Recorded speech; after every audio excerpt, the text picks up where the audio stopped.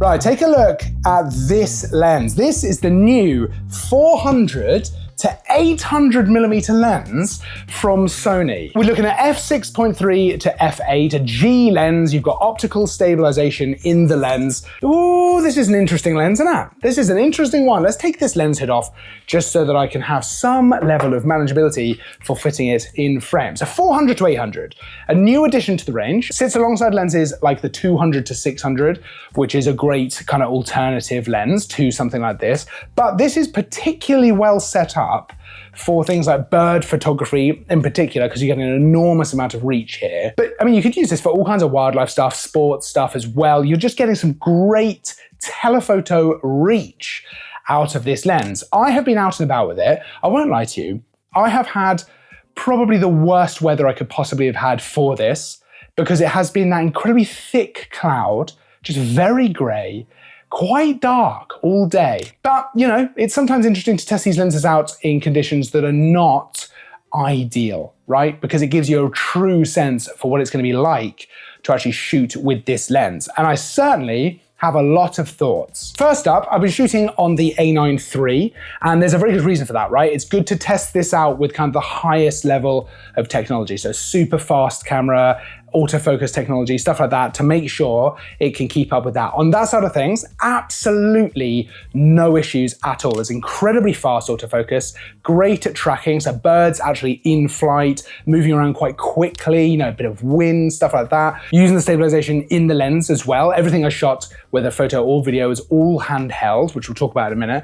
But in terms of all of that stuff, it was able to keep up absolutely no problem at all, which is good because that's exactly what it's designed to be for. In terms of actual image quality, you're looking at 11-bladed aperture in the lens. I think it looks lovely. Like I say, conditions are not ideal, so I was having to bump that ISO up to, you know, 6400 sort of levels, even maybe a little bit higher than that on some situations, just to get a nice fast shutter speed. And I'm still really happy with the actual photos that I was getting out of this setup. f6.3 to f8 is not the fastest aperture out there, but actually it's probably a reasonable compromise for the length that you're looking at here, 400-800mm, without the lens becoming just unbelievably huge. You know, it's still pretty big, and it is pretty heavy as well, which we'll talk about properly in a minute.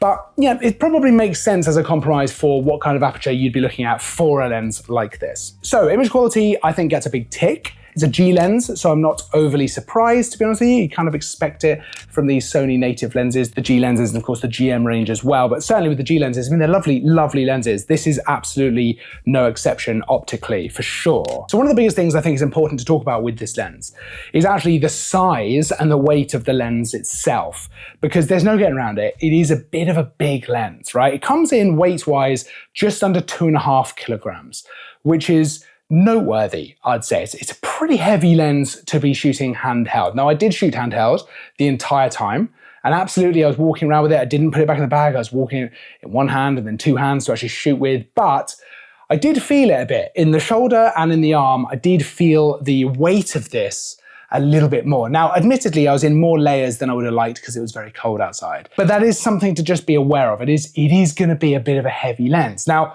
you know, it's a full frame system. It was always going to be a pretty chunky lens, right? 400-800mm, you've got to compromise somewhere.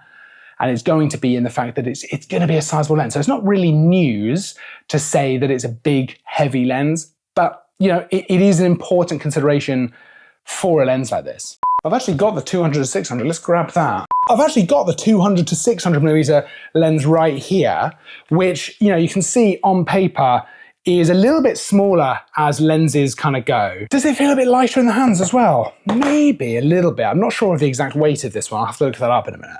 But, you know, something to be aware of with a lens of that kind of focal range to be playing around with. Other things that are absolutely worth pointing out though, in terms of the design of the lens, the zoom ring up at the front here is a pretty nice throw actually. It's got a nice kind of action to it. It's easy to use while you have your eye up to the viewfinder, which I think is really important with a lens like this. You don't have to turn it too far. It's completely doable in one motion. It's a completely internal zoom as well, which I do really appreciate because two things, the kind of center of gravity stays pretty much exactly where it is, which is always really good because you're kind of stabilized in that place.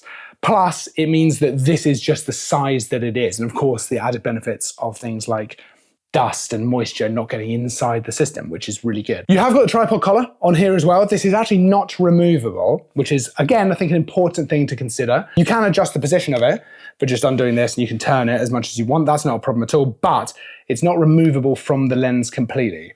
Which again, like I say, I just think that's worth pointing out. Not necessarily the end of the world at all. In fact, actually, I can't imagine many situations where I would take it off. Otherwise, you've got the controls actually on the lens itself. Now, of course, you've got things like custom button controls here, which you can use for things like focus hold, stuff like that. AF/MF switch, controls for things like the optical stabilization, the different modes for that, the kind of stuff you would expect in a telephoto zoom lens like this. It's all there, super easy to actually access and control. And outside of the fact that it's a bit heavy to shoot with, I really enjoyed shooting with it. I mean, it's a fun lens to go out and take photos with. You've got such great reach with it.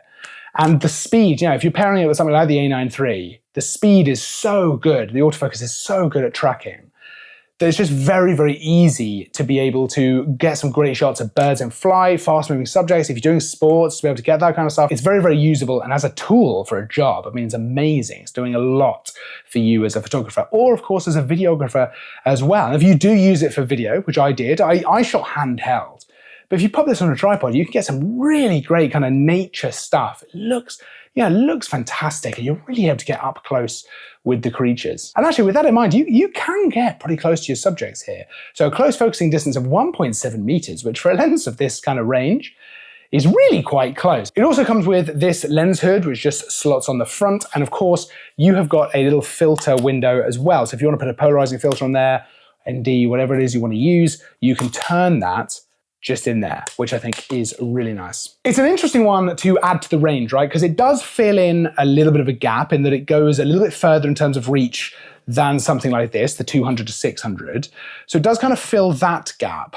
It does come in at a bit of a higher price than something like that lens, right? It's newer tech, I guess, inside and things like that. But it means you've got options. I think that Sony have been doing really well recently with providing different options for different use cases, right? I think that in a lot of cases, the 200-600 is a very compelling lens for all kinds of different things. You've got an amazing, versatile focal range to play around with there. It's a little bit lighter, which is, not the worst thing in the world. 400-800, though, does offer something just a bit more than the 200-600. Now, it's a bit heavier, it's a bit more expensive, but it's definitely something that I think, it fills a need, even if it's a bit more of a specific need for different kinds of photographers and videographers. I didn't get a chance to test this out with the converter, so the 2x converter, for example. Actually, I think with the weather that I've had, it's getting dark now while I'm filming this, it would not have been ideal shooting all the way up to something like f/16 with the kind of darkness that I've had to deal with anyway.